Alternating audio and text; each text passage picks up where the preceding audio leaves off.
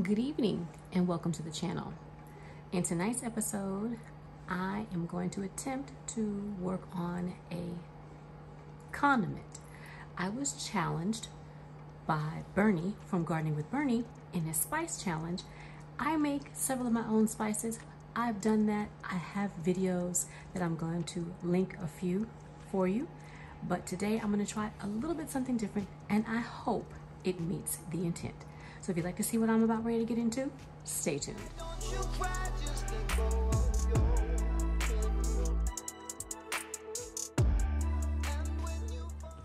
I make many of my own spices from items that I grow in my own garden, such as this. This is paprika.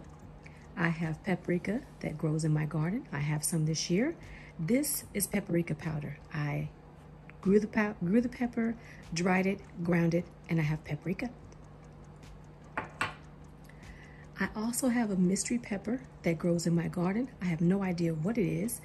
I think it might have been a bell pepper that was crossed with a spicy pepper, so now it's spicy. So what I did was I dried it, and I made my own crushed red pepper flakes. I also grow my own cayenne peppers. I have cayenne plants in the garden right now, and this is my very own cayenne pepper seasoning. I grow the peppers, I dry them, I grind them down. So that is how I make spice in my kitchen. But today we're going to try something a little bit different. I've been growing 3 different types of basil in my garden this year. I've been growing purple basil, sweet basil, and holy basil. This morning I went out and I collected the last bit of my purple basil and my sweet basil. I still have a little bit left on the plant, but it's looking pretty ready. It's coming, I think, to the end of its life. So today I'm going to use this basil, and I am going to make a sun-dried tomato basil pesto. And I know that doesn't sound like a spice, but I use this as a condiment. I put it on sandwiches, like if I'm going to make a grilled sandwich. I put it on pizza because I'd rather have a pesto versus a red sauce for pizza. You can put it on many different dishes. I love to put it in with some Parmesan cheese and olive oil and use it as a dip with some crushed black pepper. It is absolutely delicious. So again, I hope that today it meets the intent, and if it doesn't, I do apologize, but this is all I could think of today. So I'm trying to get some things done in the garden, and this is what I have today. So let's put this together. First, I'm going to take this basil off the stems and get it in the Vitamix canister. Before you do anything, I rinse my basil. I went ahead and rinsed my basil really well because basil plants, bugs like to hide in basil plants, especially little bitty spiders. So I've rinsed my basil. I am going to be using pine nuts. If you don't have pine nuts, or pine nuts are a little more expensive than your budget can allow you to purchase, try any other nut that you might like. It may turn out well and you might like it. I know people use walnuts to substitute their pine nuts. I am going to use garlic. This is garlic that I put in vinegar and put in the refrigerator. I'm going to use Parmesan cheese. I may have to grind down some more. I also use sun-dried tomatoes. Now I buy my sun-dried tomatoes from the grocery store, and what I did was I sliced them and put them in a jar of olive oil with a bay leaf, and I'll show you. This is how they come. I hope you all can see. I hope the light's not too bad. But this is how they come when I purchase them. And I put them, they come whole, and I slice them down and put them in a jar of olive oil. So let's start adding our ingredients. Again, if you've never watched my show before or my videos before, I don't cook by recipe. I cook by feel. So I will try to find a recipe for you and add it in the description box below so that you can make pesto for yourself. So let's get started. I'm going to add my pine nuts.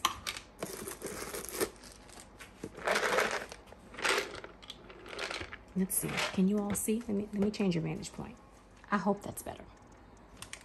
I'm going to add my pine nuts.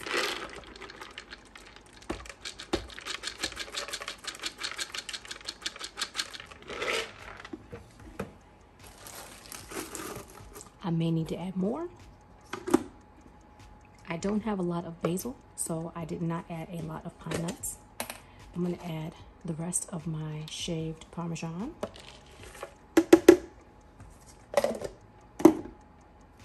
Now I will need to probably put in a few more tomatoes. This might not be enough, but let me get a spoon and get those out of there. I don't want the tomatoes to overshadow the taste of basil. But I'm going to grab some out of here. That's not even a full tablespoon.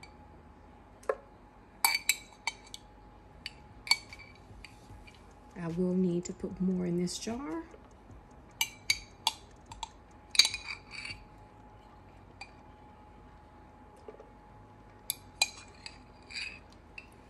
I love to have sun-dried tomatoes and olive oil in my kitchen. So I'm going to do a little bit more. Kind of sort of make it a little even. Meaning even with the basil.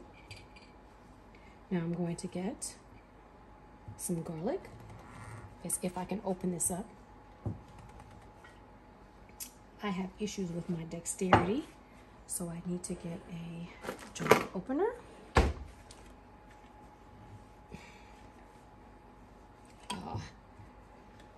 Hang on a minute, y'all. I'm gonna need to get some help. All right, got some help with that jar.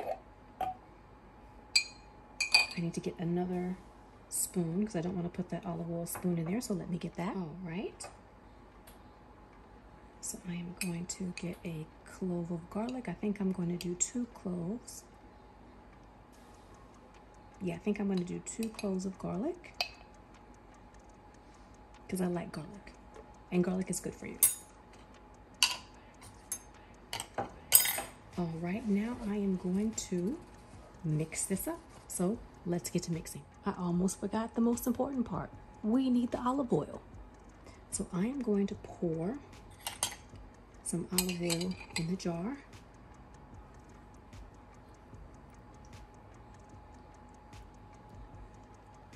Just like so. And if I need more, I will pour more. So let's get this blended up. It's going to be a little loud.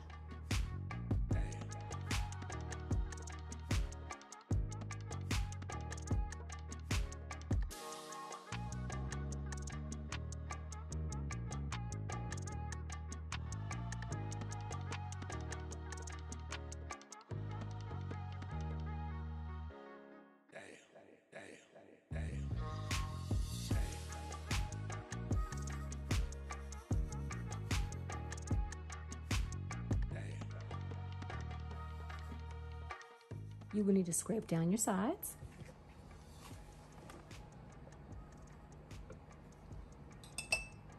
That's a right mess in there. Look at that, my goodness.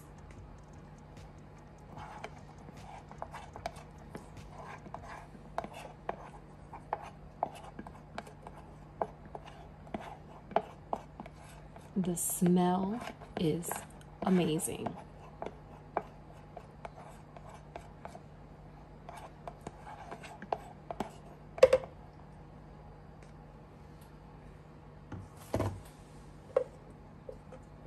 And so I'm just scraping down my sides.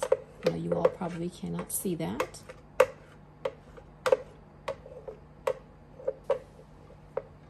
Let's see if you can see it from this way. Can you see that? Just scraping my sides down. Trying to get all that luscious goodness over my tomato basil pesto.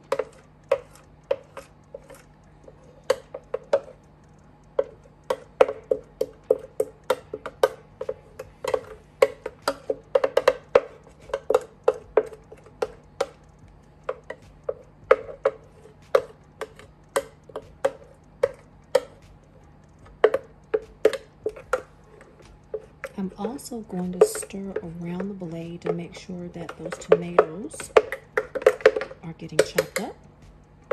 And so now let's blend again.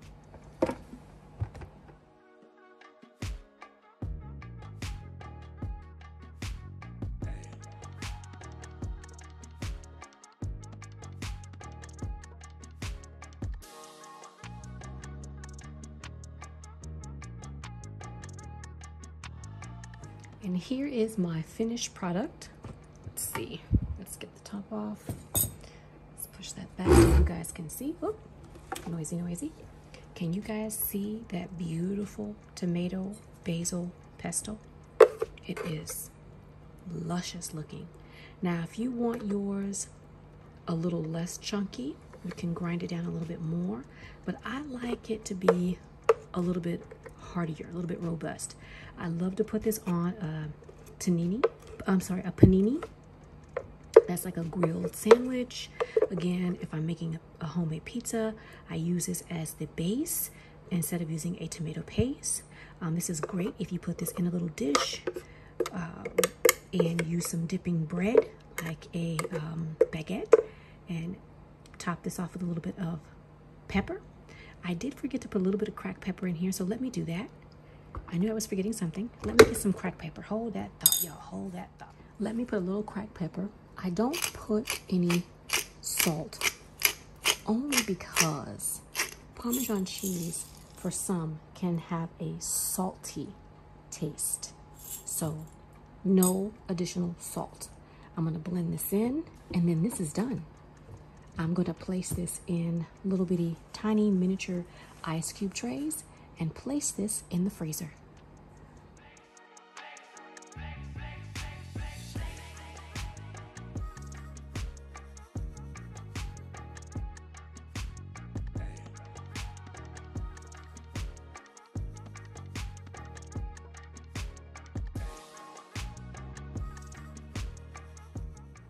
Now let's taste it.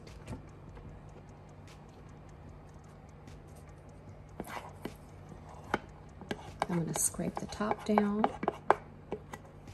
I am going to get a spatula that will allow me to get all of my pesto out of my blender. I don't want to leave all this goodness in here. All right, I'm just going to taste what I have on my spoon.